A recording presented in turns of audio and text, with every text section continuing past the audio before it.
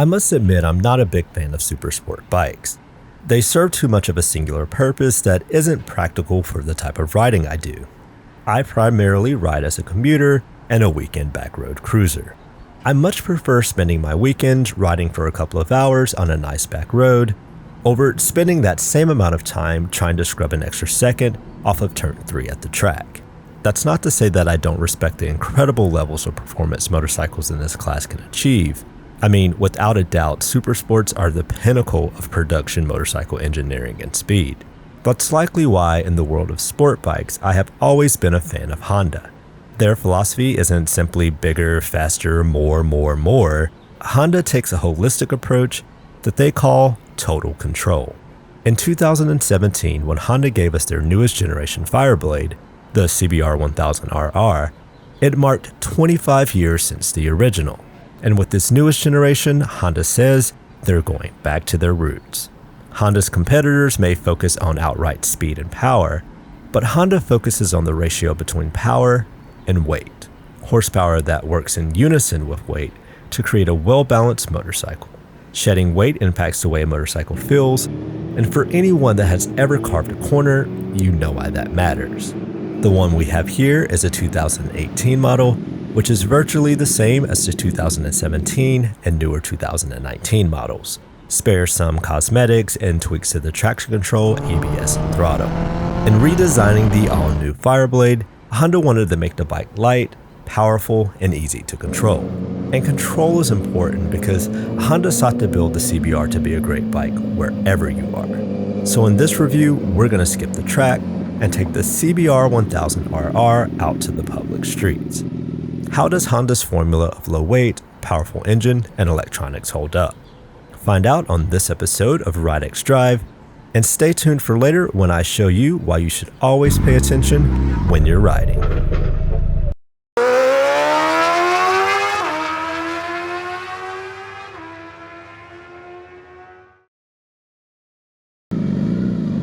The last time the CBR1000RR received a significant update was in 2008. Since that time, most of its competitors have had one or more significant updates and introduced all new models.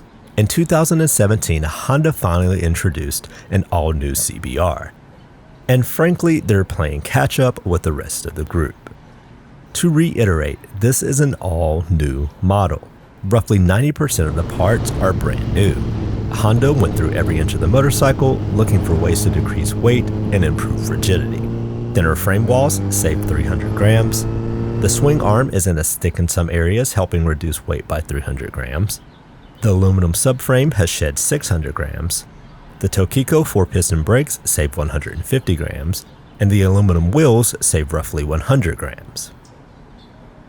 The engine received a comprehensive overlooking, with the use of aluminum and magnesium on the engine covers and redesigned pistons. The inline 4 sheds an entire 2 kilograms. The radiator is also lighter by 100 grams and is narrowed by 30 millimeters.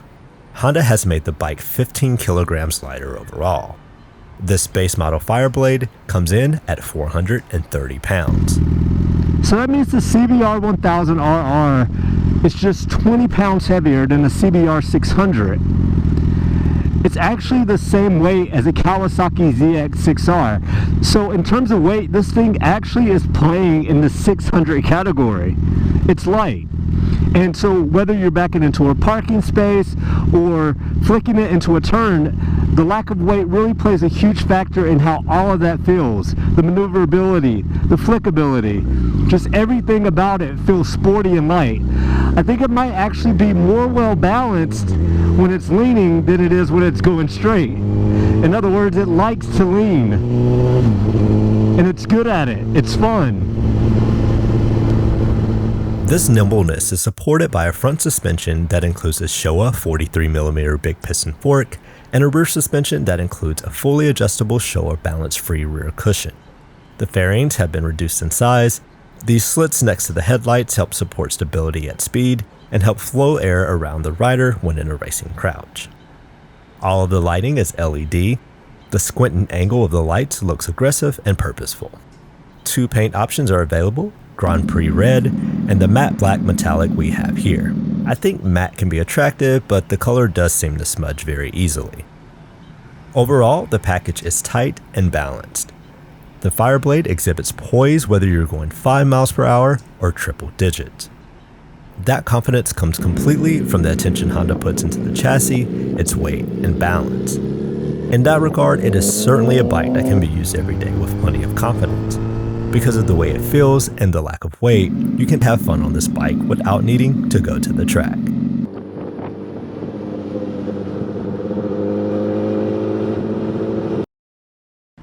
With lower weight, the workload of the engine is reduced, but that didn't stop Honda from increasing the power some. This model makes 10 more horses than the previous generation and has a red line of 13,000 RPM, with the 998cc inline 4 makes 189 horsepower.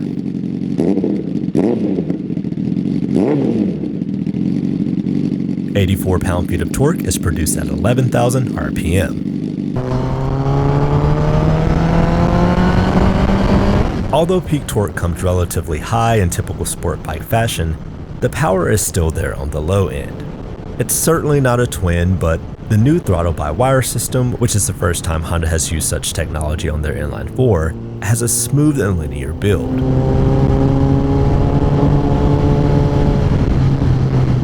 Sure, once you break about 10,000 RPM, things get crazy. But putting around and pulling from 10 miles per hour to say 70 miles per hour can be easily done in a single gear, and that's a necessity for real-world driving. 189 horsepower is on the low end for super sport, but combine that with low weight and the CBR1000RR is about middle of the pack in terms of power to weight ratio. I can't put enough emphasis on the lack of weight. It's something you have to experience to understand.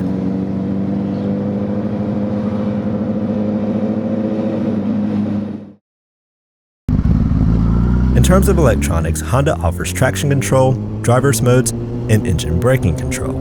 ABS is a $300 option. It should be standard equipment, especially in this class.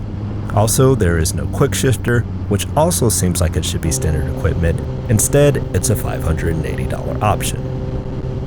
In a world where quick shifters and ABS are fairly commonplace, I almost expect them on a super sport.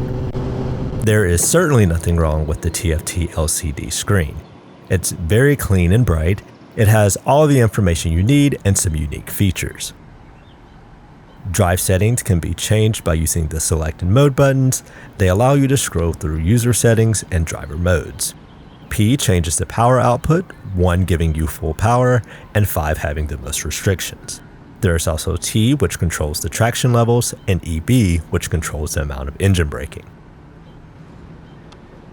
Pressing both the downward select and mode buttons will bring up the menu, which allows you to change a number of functions, including the color and style of the display. It can also be set to auto, which changes the display based on conditions. The seat height is 32.3 inches, and it should be fairly easy for most riders to touch the ground. The saddle isn't exactly plush, but it's well cushioned. The styling is aggressive, and the red accents line up to give the Fireblade a linear and symmetrical look. Fuel economy should be around 45 miles per gallon, and as you might imagine, there isn't much in the way of storage. So is the CBR1000RR a good bike for real-world conditions and everyday riding? Simply no, not even close. But compared to other super bikes, it's one of the easiest to hop on and go. Lightweight means you are able to handle the CBR with the same ease as the 600. The power delivery is smooth and predictable enough, with torque down low to pull you around town without having to be over 5,000 RPM. And while I found myself not caring about the ride modes and electronics that much, it's great that Honda gives you the option to be more in control of your levels of performance. What you can't be in control of, however, is other people on the road. While out putting miles on the Fireblade, I encountered a situation that shows why you should always pay attention when you're riding.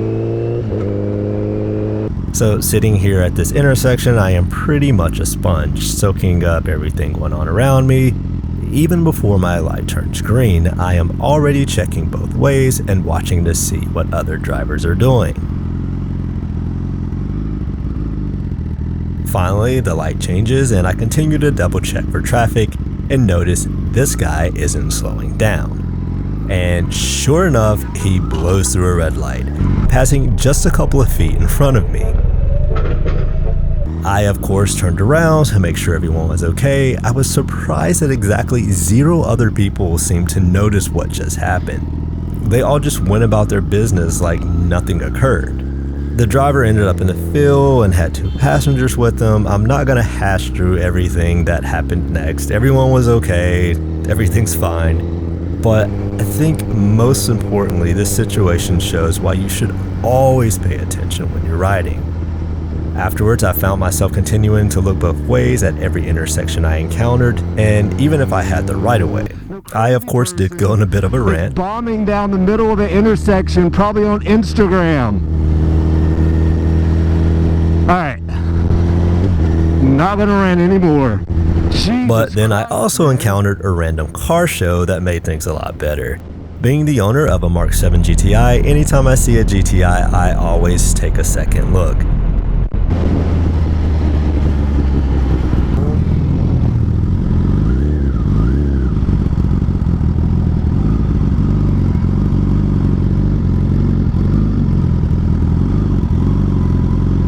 This video isn't about Lamborghini's parking, but here's one anyway.